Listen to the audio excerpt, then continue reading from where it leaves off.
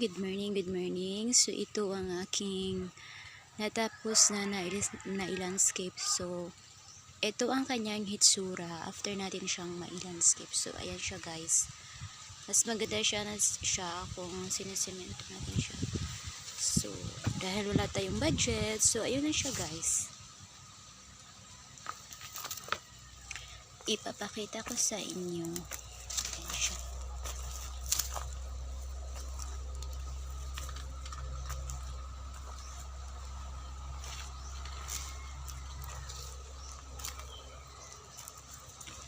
Ayan. Then, ito na siya guys. So, in the first layer of this pangalawang seedling is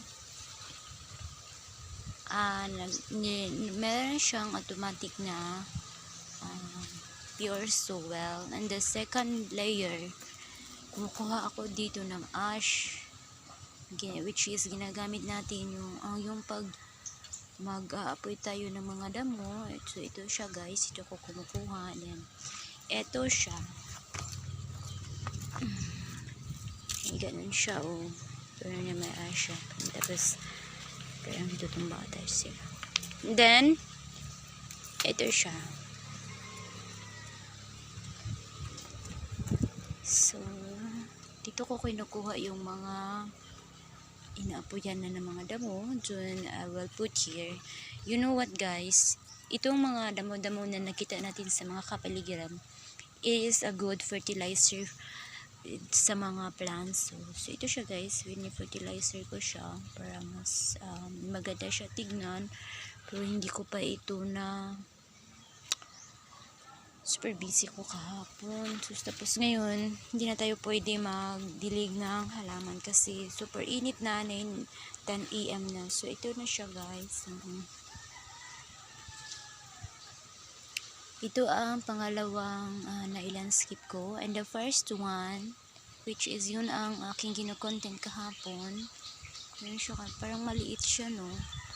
Dami kasing bato dito guys. Alam nyo guys, sa soil kasi, or sa isang lupa, hindi sila magkapareho na.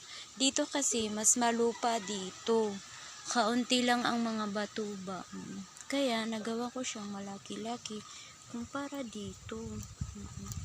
So, yun siya. Mas ganito siya.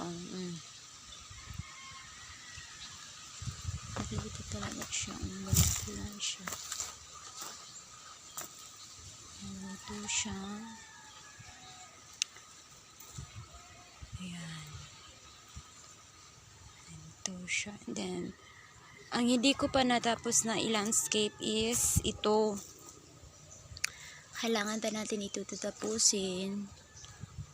Tapusin ko ito mamayang hapon na naman. Siyempre, ito talaga ang mag-vlog. Tapusin ko ito. So, ang gagawin ko dito is pagganyanin ko siya guys. Ipapaganyan ko na siya in one. Parang ganun ba? Ganito pa. Ganun. Siya. Para isahan na lang ba? Then, dyan. Ayan pa. 1, 2, 3, 4, 5.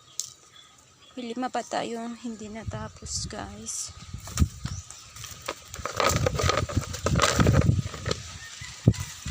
So, ayun siya guys.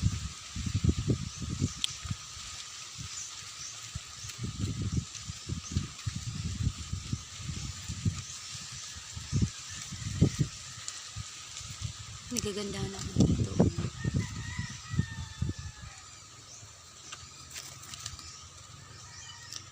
Yun lang guys. And thank you for watching.